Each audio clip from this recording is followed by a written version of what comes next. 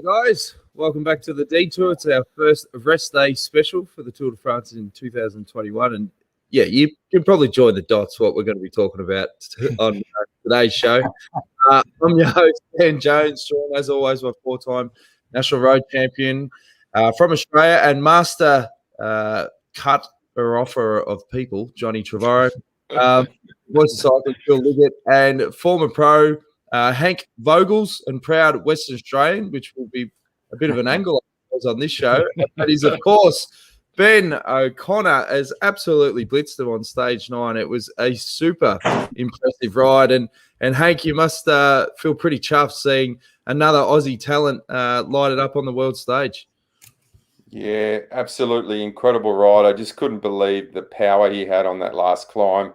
He obviously loves those, those power climbs in the final because it wasn't a very steep climb. But to see him, just make that break and put to the sword guys like Pools and Woods and Quintana, who weren't too long ago winning Grand Tours themselves. The new generation has arrived, Dan, and to see him look so fresh. And what I saw his interview after, I saw his interview before. It doesn't look as though he's done 9 days of the Tour de France right now. I can tell you it's going to be an exciting second week for sure. So I was pretty emotional at the finish, I can tell you.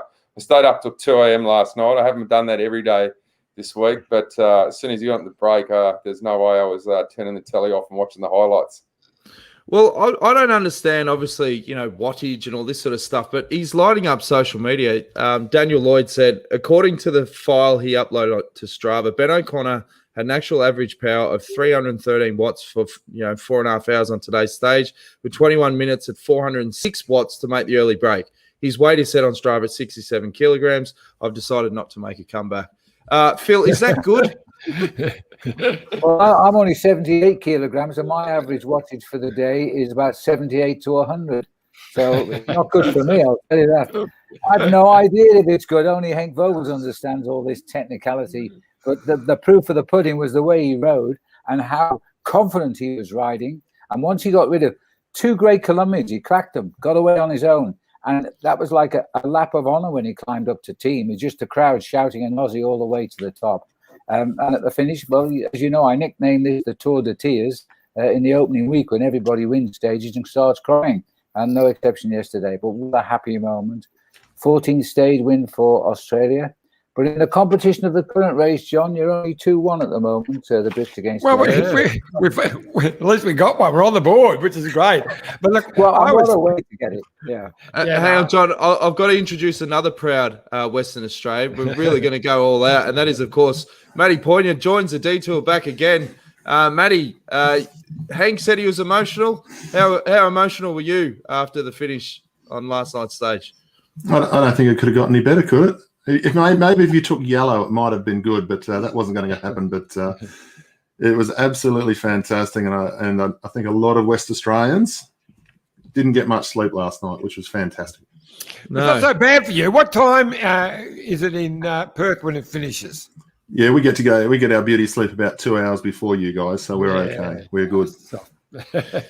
Exactly. It's an amazing story because it was only the Giro last year where his career, you could say, was at a bit of a crossroad because it wasn't sure if the team was going to fold. He was sort of scrambling for a contract, and to see what he's doing now, and he's obviously been re-signed for another 3 years with AG2R Citroën. Unbelievable. Yeah, well, look, as it turns out, he would have had a contract with Quebecer this year. But at the time of the Giro, the Dimension Data or Nippo, whatever they were called at the time, looked like folding. Doug Ryder hadn't been able to secure a sponsor. So he said to the guys, look, I'm hoping to, but if you can get yourself something else. So they were all running around everywhere. And it wasn't looking good for Ben because, it was a tight market. There were a lot of riders going for very few spots. But he did those 2 great rides, stages 16 and 17, second in stage 16, and then comes out the next day and wins the stage. I mean, that got everyone taking notice. AG2R, who, have had a few Aussies in their different formats over the years. I think, Henk, you rode with them in one of their former guises. that right? No, I never rode for AG2R. That was Gero who started his Oh, yeah. career, I believe, in Oh, yeah. AG2R. I went with Roger Leger and Gann, with Chris Borman, Eros Poli, Jens Voigt, Stuart O'Grady. Yeah. That was 1997. But, you know, Aussies have got a pretty good affinity with French teams, you know, like Renshaw, McGee, Cook, Gerrans, myself, Miles Scotson's there now. There's been a bit of history with Aussies going over to French teams. They do like having Aussies in their team, the Frenchies, and they've got an absolute gem with him now. Because we were just saying, Johnny, before, stage 16 and 17 of Grand Tour, his first Grand Tour last year, stage 9 yesterday, he's got a rest day tomorrow. How good's he going to be in the second week? And I know there's not many mountain stages in the next couple of stages coming up, but I mean, if he only lost his time from crashing in the first week, I mean, he would be even higher up. And obviously, they wouldn't let him go yesterday, but wow, we're up for it. Right. Well, he had 10 stitches in his forearm on that crash on day one, so he was knocked around. But what I was really impressed, and you say there's no mountains, I'll tell you what, might have a flat day tomorrow. Next day, they're climbing Mont Ventoux twice on stage 11, mate, so they're back very quickly. But what I was so impressed with, okay, he didn't do a very good descent, and Quintana and Higuita, however you say his name, they got away from him. The way he just rode straight back up to them, and not only that, you got two world-class climbers, one who's won the Giro and the Vuelta and 3 times on the podium in Tour de France, just go straight by them, let them sit onto the back, and just ride away from them. It was just absolutely, it just showed so much maturity and strength of character. Well, we had an interview with him pre-start, and he seemed so relaxed. And I did a bit of a YouTube dig and found a clip that his team did prior to the tour starting. And just the last bit where he was talking about the tour, I think this really sort of summarizes why he's such a good bloke as well. I mean, I'm not doing this for popularity either. I couldn't care less. It's a personal ambition, and also an ambition for not just me, for my parents and my fiance. It's you work towards the best.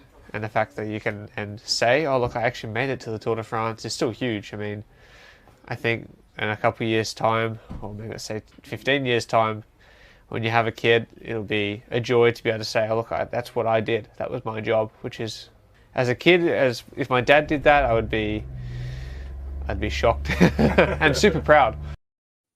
Well, Matty, he's got some pretty big bragging rights for his future children after that stage. What sort of background can you give us on Ben and his journey? Well, Ben was a fast track. Like he came into the sport around 2013-14. He rode as part of an NRS team here called Saddlist, which at the time was headed up by Wayne Evans, who's looked after one or two of WA contracts over the years. But the big noise we heard about Ben when he was coming through was there was this guy who was just doing these numbers. He just had this power output. He was a triathlete, sort of middle distance runner was what we were told about him. And then he was encouraged to possibly spend a bit more time just riding the bike. And so he really fast tracked into A grade, off the front of A grade, into the NRS, into a continental team that went and rode things like the Tour of King High Lake. And the next minute, the young man signed for Quebecer, or Dimension Data, as we know it. And he just went from there. He just went better and better. And he comes from a crop of kids that we've got. I say kids, they're in their 20s. Michael Storer, Robert Power, Jai Hindley, Ben O'Connor on the road for Western Australia, or for Australia, let's be honest. And then, Sam Welsford as well on the track, who's going to go to the road. It's just this nucleus of kids that are coming forward who are just on another level.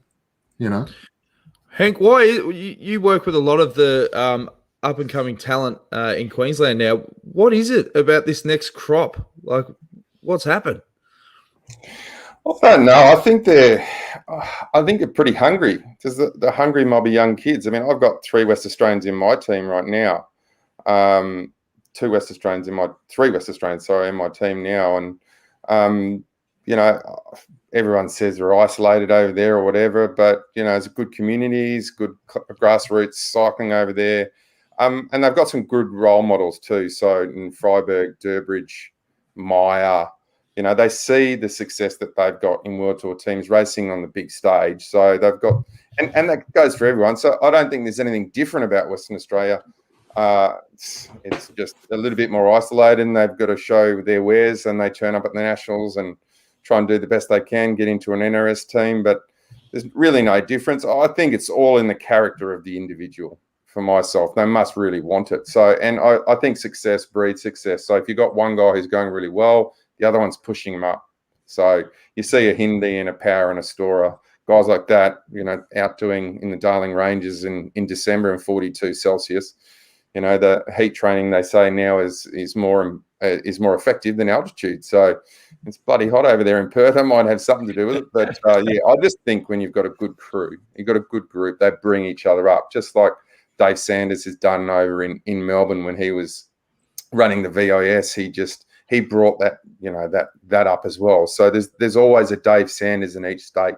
You know, there's always some mentor. So obviously they're doing it well over there, and maybe it's just their time now, and maybe we won't have any in 5 or 6 years. But it just seems we've got a really good crop over there. I think you're right in what you say about. Yeah. Sorry, Dan. I was just saying, right. What Henk's right about legacy there. Like when I was a youngster growing up, we watched Phil Anderson, Alan Piper, Stephen Hodge, and Michael Wilson, of course. But you couldn't really understand how great they were because there was nothing else. And then, thanks to Mike Turtle, we had the Tour Down Under, and suddenly you could reach out and touch these pros. So this new batch has been able to see World Tour racing up close and personal, which is something that we didn't really see in Australia. So when Henk and Stewie and Robbie and all these guys were racing the Tour Down Under, it seems feasible to be able to get there for all these guys like Harry Sweeney and Lucas Hamilton and all these other guys, Jack Haig, who unfortunately crashed out, but all these guys coming forward. I think the biggest change is the legacy guys like Henk have left from their careers is, you know, it's making young guys coming through the Australian scene think that they can get there. There's a pathway there to get there. And, you know, you mentioned Dave Sanders and a number of other coaches around Australia who are helping that. Now, Phil, we're going to scroll through a few viewer questions, but did you read the WhatsApp message on the group today? We've got a winner for the $500 Let's Go motorhome voucher. Oh, that's all right. I'll announce it. It was Samantha Ince. Congratulations, you're the winner of the $500 Let's Go motorhome voucher, and we're going to give one away for week 2 and week 3. So we'll scroll through some of the comments. Obviously, Byron says, "Evening, gentlemen. Go, Ben." Jason Cruz from the Maldives says, "Just had to comment before Wendy Superfan. UK 2, Aussies 1. What a brilliant performance." Kirsty Baxter says, "Big Hank. What a legend. Great seeing you on the show." And then Jamie Anderson, this is a great comment. "Loving the show, guys, but please give Iffy some guidance on pronouncing Flemish names. It's not Wout van Aert, but Wout van Aert, pronounced Wout van Aert." So there you go, John. Bit of feedback for you. And Samantha, who's the winner, she says, "The car footage from AG2R is so brilliant." Now, get on Cycling Central. They've posted the in-car vision of the finale there. It's fantastic. Like, obviously, the French teams get pretty passionate.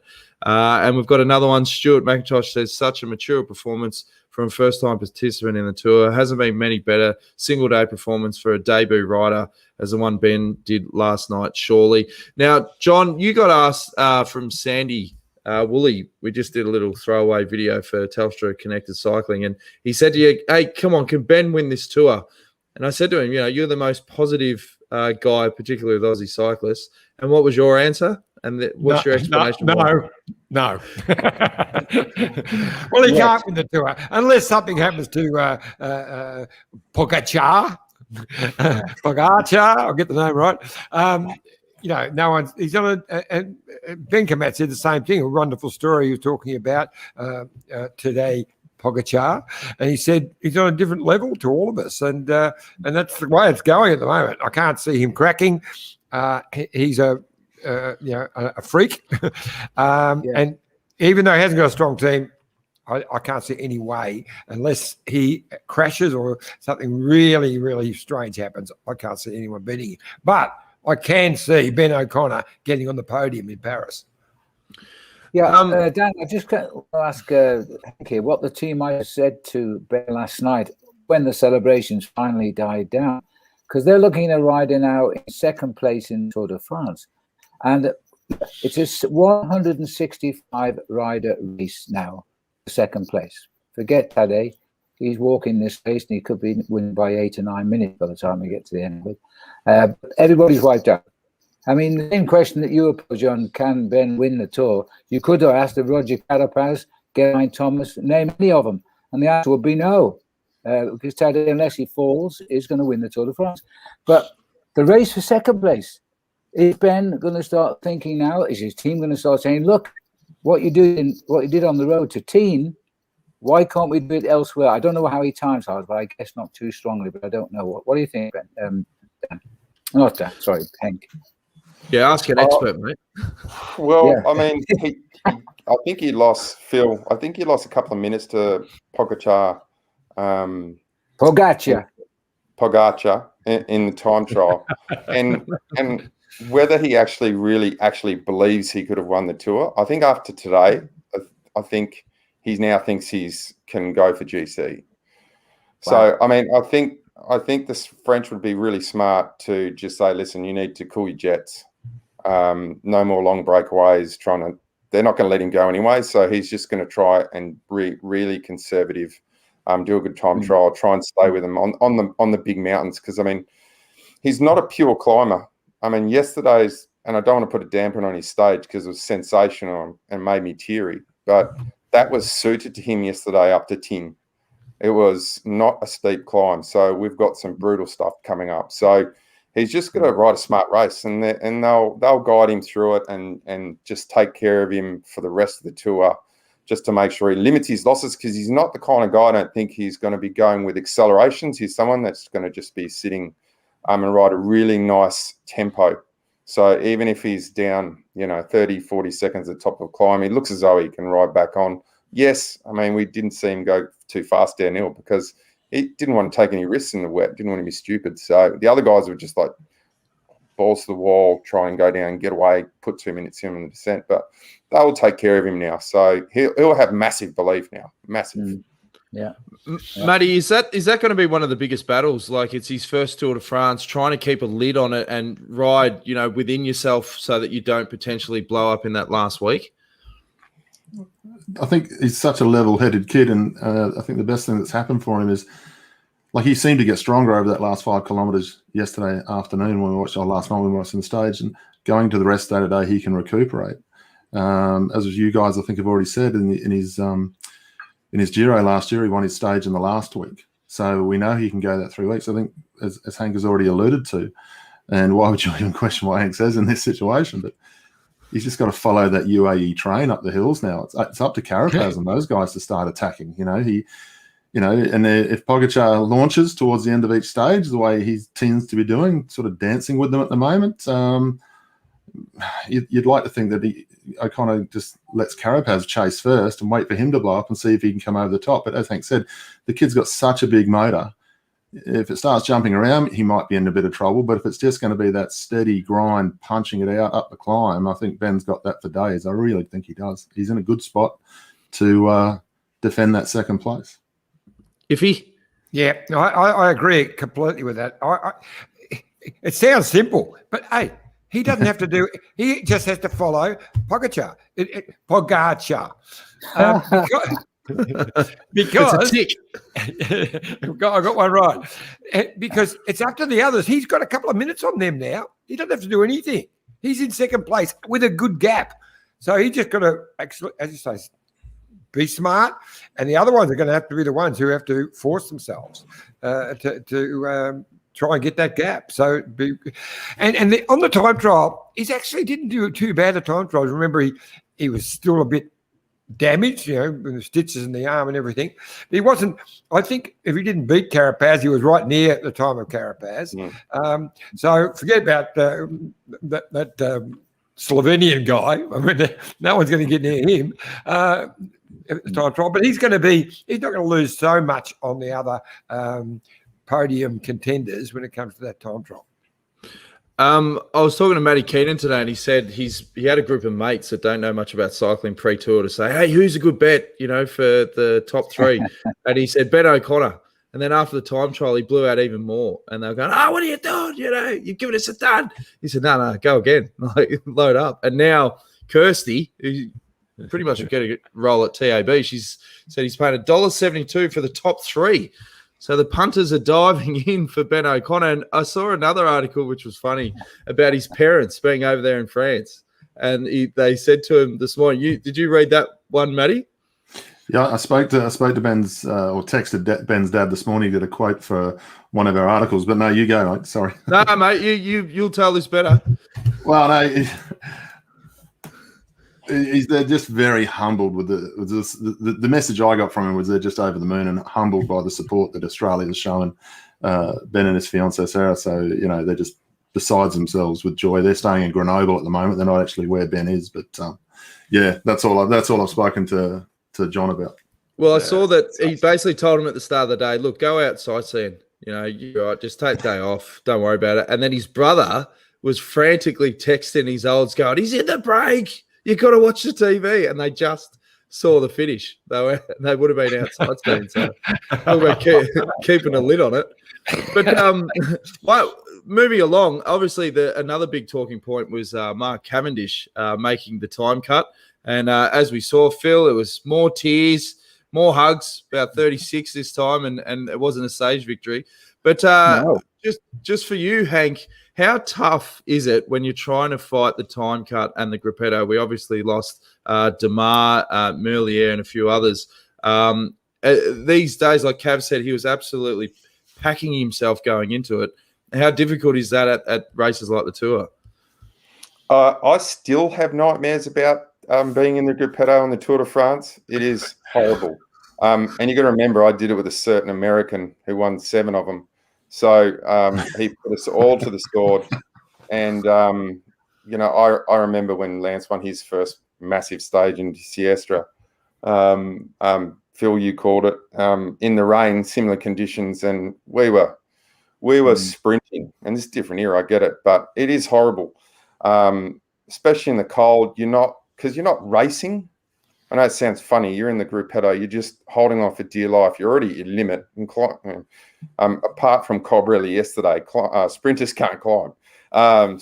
Which is another amazing point I might add. But it's horrible. And you're doing the calculations in your head. Your DS is telling you got to go faster, you know, the whole time. But it was really awesome to see yesterday. I think, you know, Cavendish just let go early.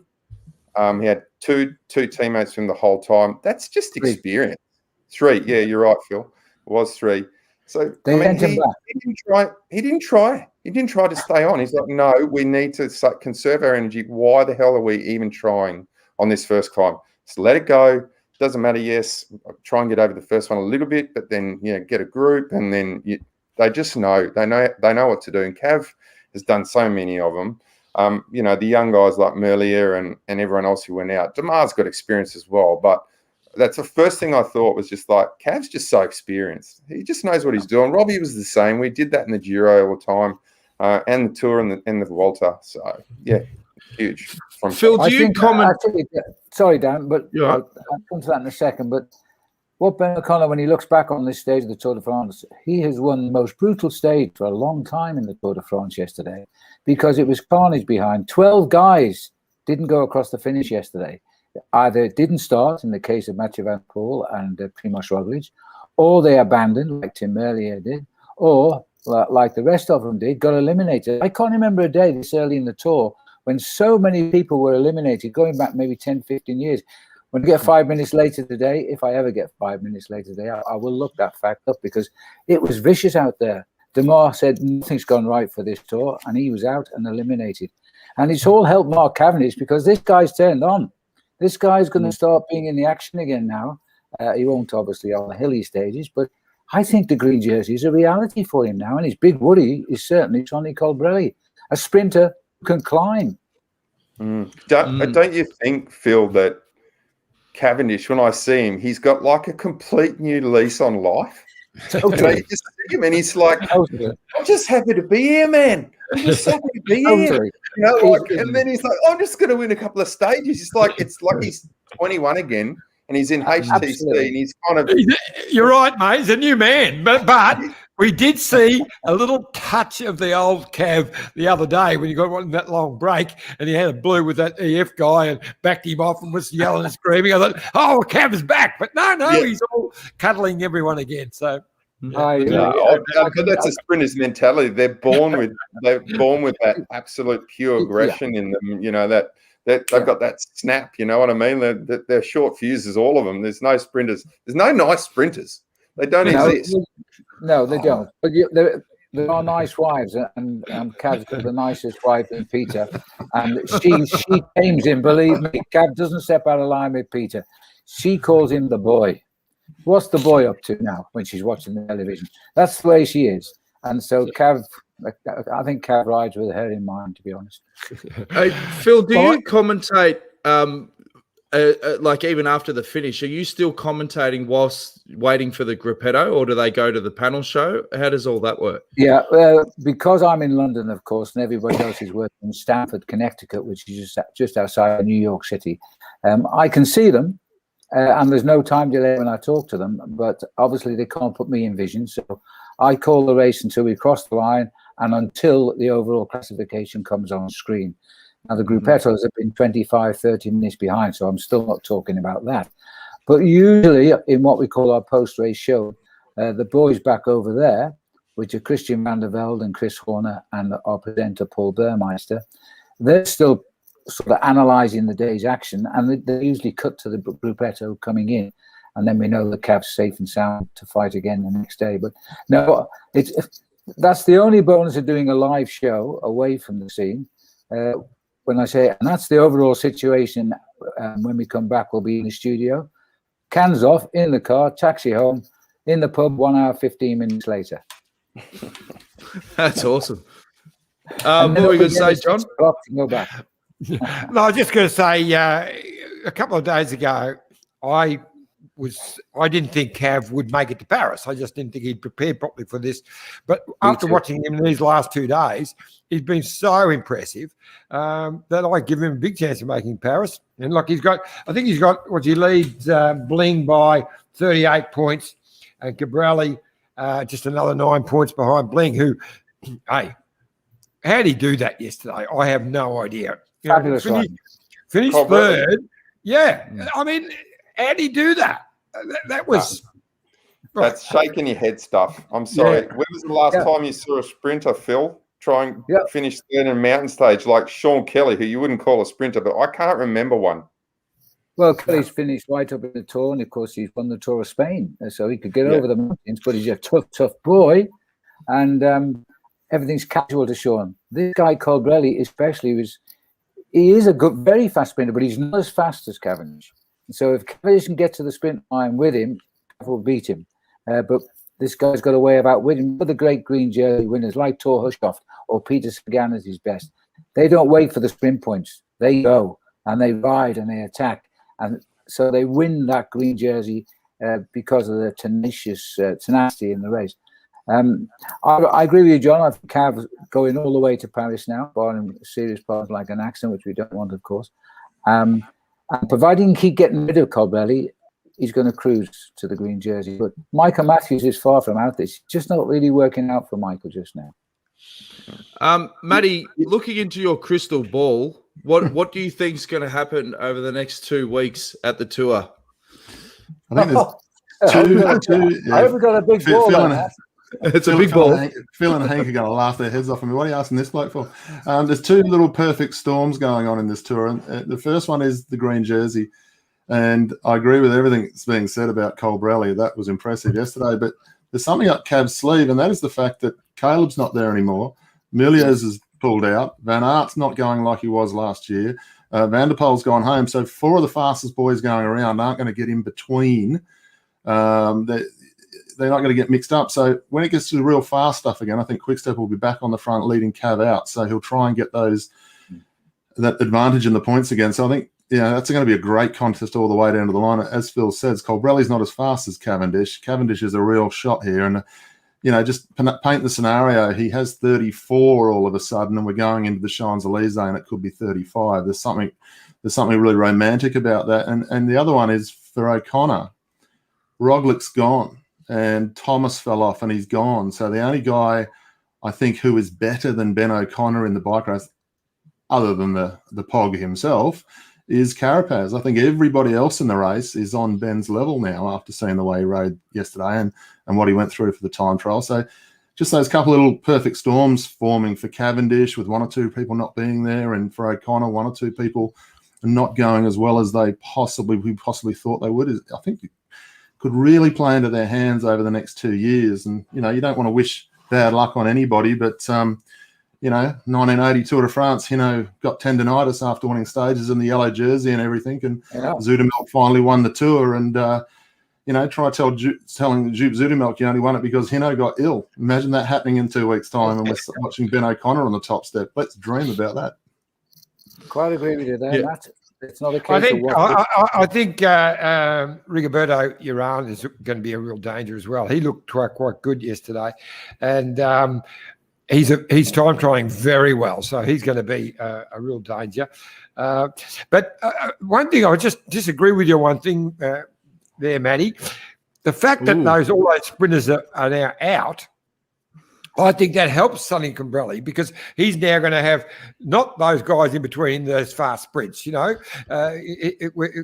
might win tomorrow, but Sonny Colbrelli's now got a better chance of running second or third than what he had when those guys were there. So I think it's going to be to Colbrelli's benefit. And there's probably 2 or 3 stages that he could get up and go close to winning with a form like he showed yesterday, Colbrelli I'm talking about, where Cav won't be there. And that's where the point swing is huge. If he gets up the road and gets a whole stack of points, like 50 or 30 points in one fell swoop. So I'm really looking forward to the battle for the green. Is one of the most interesting things left in the bike race. Which would we prefer? Cav to get the green, or Cav to get 35 on the Champs-Elysees? Which would be better for the sport? If he gets 35, he'll get the green. Well, that's for sure. He's won on the Champs-Elysees 4 times straight, don't forget, so he knows the finish line. But he's still got to get the others in between before he gets up to 35. 35 is the outright record. Merckx has got 34, but more second places. Cav doesn't race for second. I tell you, Cav does not race for second. If he's like, hey, it's no good now. I'm not bloody racing for that now. I've lost this one. And he never finishes in the top 3. He's out. Gone. Well, why don't we get some insights from a man on the ground? Matt White, who joins us on the rest day, even though John Trevose said you can have the day off. He's in Europe, isn't he? I forgot, yeah. Oh, no. That's, I think, the BlackBerry. You got your side down, Matt. You're sideways, mate. You got me now? Someone? Yeah. Yep. Yeah, you're looking great. Yeah, that's it. Oh, perfect. Morning, Matt. I see you still in bed. Yeah, I just put a jumper on now, mate. Still. I want to see close up, Whitey. I want to see if those wrinkles under the eyes have improved any. You were looking a bit haggard yesterday. Oh, mate, that's my normal look. That's my normal look, mate. That's how Whitey looked when he was in the national team. What that? Sorry. I said, Whitey, you had those wrinkles when you were 20 in the national team, mate. You haven't changed a bit. That's why I used to wear those iridium sunglasses on the indoor tracks. You guys are so mean to each other. If he so, Whitey, loved it. We spoke to you yesterday. We sort of didn't quite predict what was going to happen, but your thoughts on yesterday's stage, that great win from Ben O'Connor. Yeah, so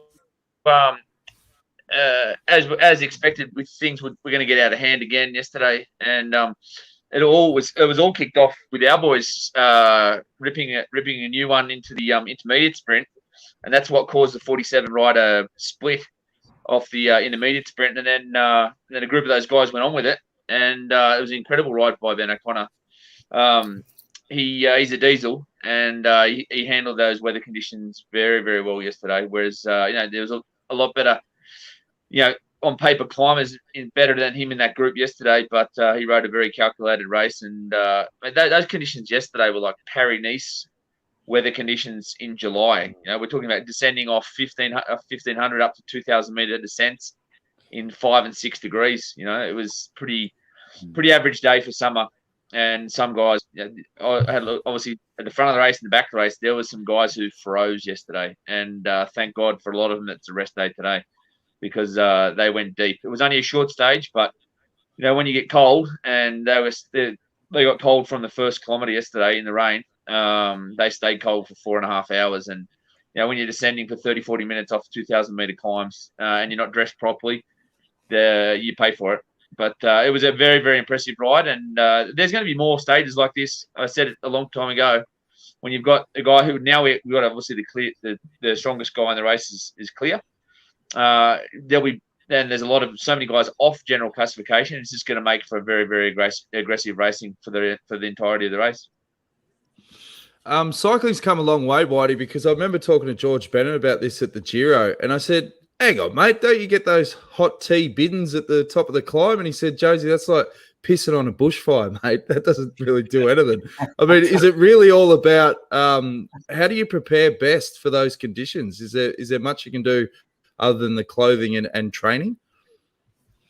No, clothing's the key. And one is getting it on in time. If you miss it by 5 minutes, you get cold, or you do one descent without it, it's just too late. So timing and the quality of clothing, the timing when you put it on, and then some guys, it's just in their genetic makeup. Someone like Svein Tuff would have raced at a stage like yesterday in a wind vest. Yet he couldn't handle 40 degrees. Some guys can handle the heat, some guys can't handle the cold. But clothing's key. You can prepare a little bit, for the heat, and most people are preparing for the heat for the Tour de France, not the cold. But you can do that. You can do some preparation that'll help your body acclimatise. But at the end of the day, when you get 48 hours ago, we're racing in 30 degrees. Yesterday, we're racing in 5, and in another 24 hours, we'll be back racing in 30 again. So it's a shock to the body, definitely. What did you used to do, Hank, back in the day? Oh, mate, I was kind of like an elephant seal. I used to carry a fair bit on myself anyway, so I had a fair bit of padding. No, mate, I was no different. You just had to, like Whitey's perfectly correct. You just got to dress properly. Every pro's got a rain bag in the back of the car. That gets cold. You do a quick change if you can, like they do now. We did that back then. Yeah, we had hot tea from the Swannies, but that's a 5-10 minute jobby where you can warm up a little bit. But yeah, there's not much you can do. Like we had riders like Whitey said, Stephen de Jong, who you all know. I don't think he ever wore a pair of gloves in his entire career. So from north of Holland, used to rain. It's unbelievable, but yeah. I'll tell you what, Henk, obviously you remember Paul Churn very well, like we all do, but Paul never wore gloves. Never wore gloves. He was a great mate of Alan Piper's, and Piper used to use the fact, no matter how cold it was, bare hands. What's wrong with you? It's not cold. Never wore gloves, whatever the temperature. Genetics. Slash hard ass. Hey, Phil, you've got to go to a radio interview, mate. Before you go, we've got to plug the foundation, careca.co.za. The Aussies will get bankrupt if they keep plugging this foundation. The Aussies will get bankrupt. You realise that? Giving me all this money. Well, that's good. It's going for a good cause. It is. It's just going to move the money. So get behind that. And we've really appreciated you being on every day of the detour, mate. And we'll check in again tomorrow.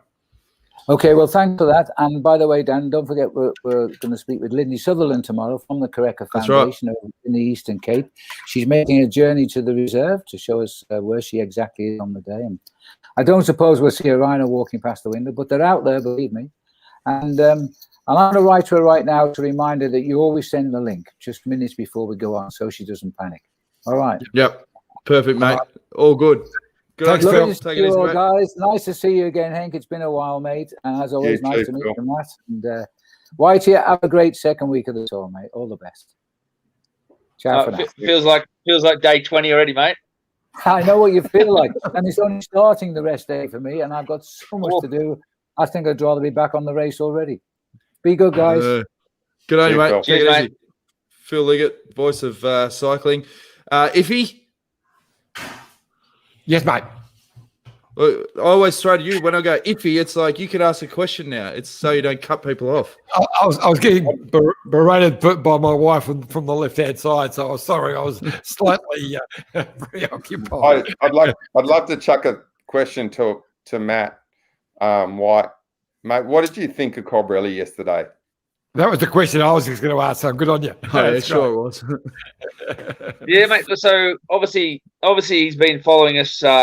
He's been following Michael around like a bad smell in those intermediate sprints. And after we did, it was split the group there. Michael and Mezgets and a couple of other guys. They just came back to the group because it was a very, very tough day. And I sort of lost really attention of what was going on. There was 47 guys out there, and I didn't realise how many guys were out front. We were concentrating on what was going on behind, and then I knew he was still out there somewhere, but we didn't know because the television and even the phone network here is bloody terrible in the race, and so they weren't going through where everyone in the groups were, and we had television on and off, and I saw him at the bottom of the climb in a second group, and I was like, well, whatever. And then I flashed towards the finish, and here he is sprinting out for bloody second and third on the stage, or third and fourth on the stage. And I was just like, well, I know he's in the form of his life. And we were pretty happy with getting 17 points back on Cav 2 days in a row, losing a couple with the Cobrelli. But that stage was 149k, 4,000 plus meters of climbing. I know when he won his nationals on the same circuit as last year's Worlds, he rode away from some of the best climbers in Italy to win his nationals. He was playing with them, and he's got very, very good form at the moment. But that certainly put him very much back in the race for the green jersey. But I did not expect a ride like that from him, mate. Do you think a ride like that, going so deep on a climb that's actually going to hurt him? And I know he's got good form, right? But does that, he goes so deep, does he then lose some speed? Or, I mean, I know sprinters don't really lose speed, but he might go too deep and go a step too far. I don't know. All I know is that he had a hell of a lot harder ride than Michael Matthews yesterday. When Michael sat up, we changed clothes on him. We kept him warm. Still a tough day in the office, but he must have gone incredibly deep to do the ride that he did. So, we're hoping that that's going to come back and bite him over the next couple of days. And he picked up valuable 20 points, but at what cost? I guess we'll see. But it is certainly making the green jersey race a pretty exciting one between Cav, Michael, and Colabrelli. Also, I got another one for you, Matty. What's going on with Sagan? I think he's probably done a little bit too much. For me, I think he's done too much racing. I think he had COVID in the spring. They sort of rushed him back into competition. Just to get competition. Then he's gone from the Giro. He actually was at a really high level at the Giro, so the best I've seen him for a long time. And then he's done his nationals. I just think he's done too much in too intense a block between having COVID in February, March to coming back and doing whatever 50 days of racing in that period. And I think he did touch down. Obviously, he landed on top of Caleb in that crash there that took Caleb out of the tour, and he certainly hasn't shown anything since. So we'll see. His only chance probably to win at stages in these transitional stages in the second week, and I don't think it's from a bunch sprint. So I would think he'll be looking to infiltrate the break. We've got a couple of those stages coming up, and we'll be hoping that those breaks go to the line as well. Matty Poyner, you got any questions you want for Whitey? You can have a WA spin on it if you want. I just want to know how the boys are going behind the scenes. We saw them crossing the line yesterday, Jules Jensen and Durbo and all that. These guys just do so much work all day. How are they recovering, Whitey? They're good. Mate, Chris Jules Jensen, he's a machine. So he was at the Giro with me a month ago, doing the same role for 3 weeks for Simon Yates, and backing up and doing it again. The tour is not for everyone. Him and Derbs and Armand are our engine room here, and poor old Armand went down real hard on day one, and then he crashed again on stage 6. So he made the time cut by 5 seconds yesterday. So he was with I can't remember, Greg Van Amanat and a couple of others, and just behind Cav, and they just made it. Thank God there's a rest day today and a relatively easier day tomorrow. But those guys, they are the unsung heroes in any team because they're doing all the grunt work, positioning their leaders, positioning their sprinters, and then having to back up and do it day in, day out, and then survive as well. Not only survive, but Chris was the one who actually split that group up yesterday in the intermediate sprint. So very valuable guys, and their workload is appreciated. That's for sure. Does it help with Chris? Like, he loves the camera, and when he does do that job, he's on the front, so it means he's on the camera. It's almost like a greyhound chasing a bunny. Mate, Chris loves racing. He's a real positive guy to have in a Grand Tour. You know, when things are going well, when things are not, when we're winning, when we're not winning, he's the same guy. He's a positive guy. He loves pinning a number on, and that's infectious, because at the end of the day, you know, these conditions these guys have been racing in the Giro and here, it hasn't been the nicest of springs or summers racing wise, condition wise. But he's the same guy up and about every day, and having guys like that in the team does have a knock-on effect. Well, yeah, you raise a good point. Like, and I got to see it back in the day. How important is it having those guys for what they do off the bike? Like, when it does get tough, and you know, the ability to have a laugh or just take the edge off, particularly in the bus. Yeah, well, they're the people that drive the culture in a team, aren't they? You know, they're the guys that you know. At the end of the day, culture is something that we're here to help those guys, the staff, and the back, and to support them. But the real culture is in the rider group, and all the guys, key guys who have an influence on the younger ones. They're the people who drive the culture, and we're very lucky. We've always had a good group of guys in this team to keep the culture. We've changed as well, but it's always been a real positive working environment, and people know that from the outside, and the people inside as well. That's we have a laugh, but we also get on with the job, and we're as competitive, or we want to win as much as anyone.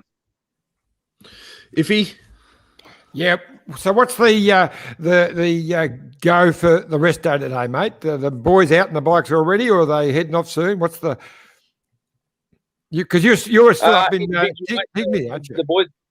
The boys have got to go down and do a PCR test, so they've got to pass a PCR test, so they've got to go not very far today. It's only a couple of 100 meters.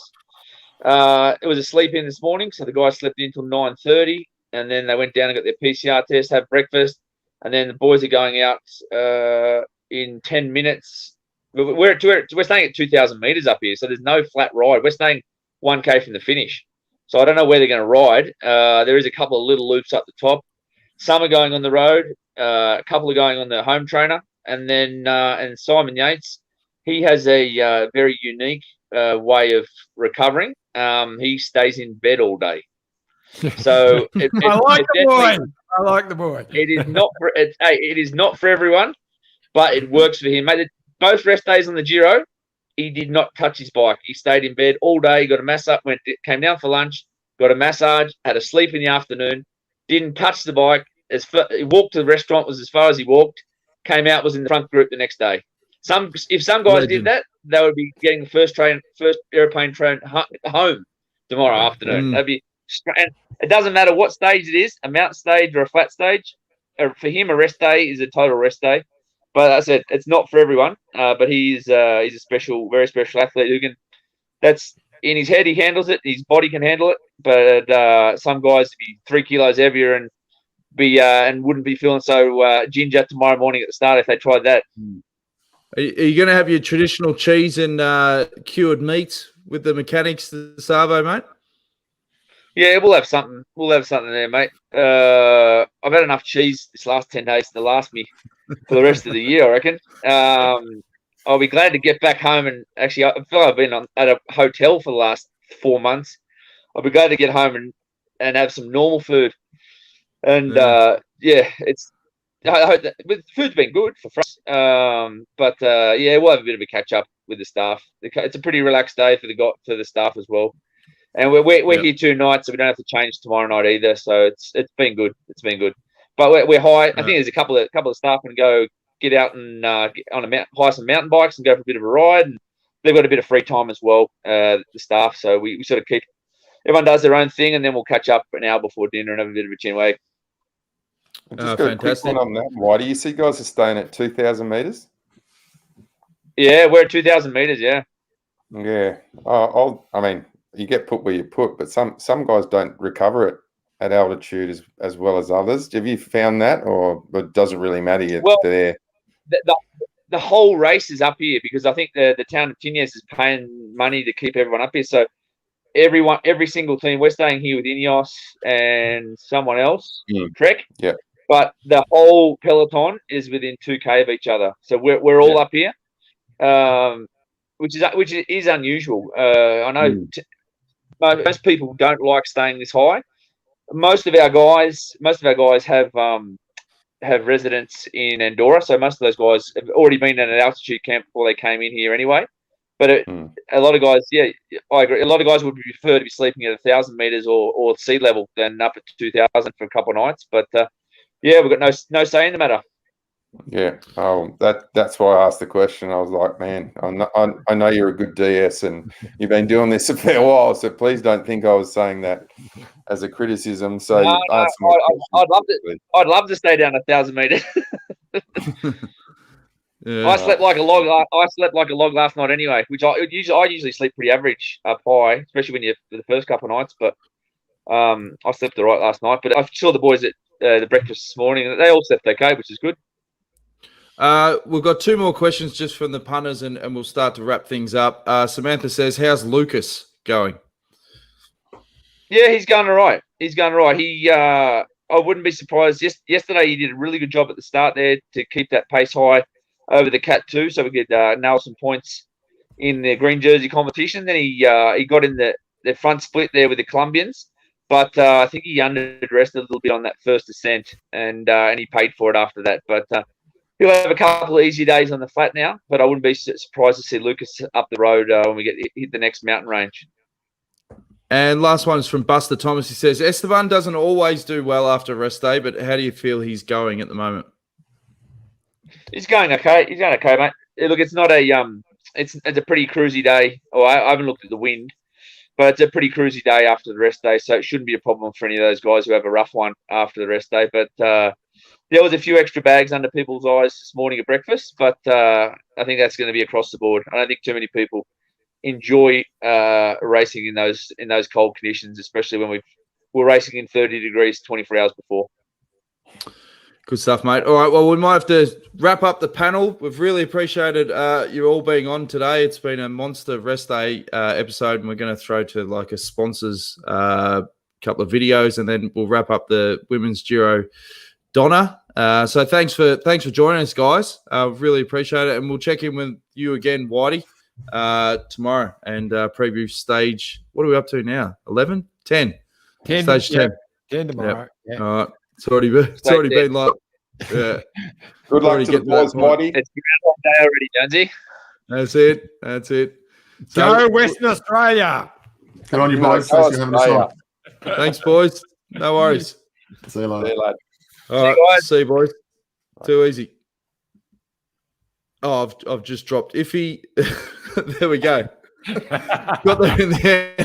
There's too many buttons to press, Johnny. Fantastic panel. Some great insights there.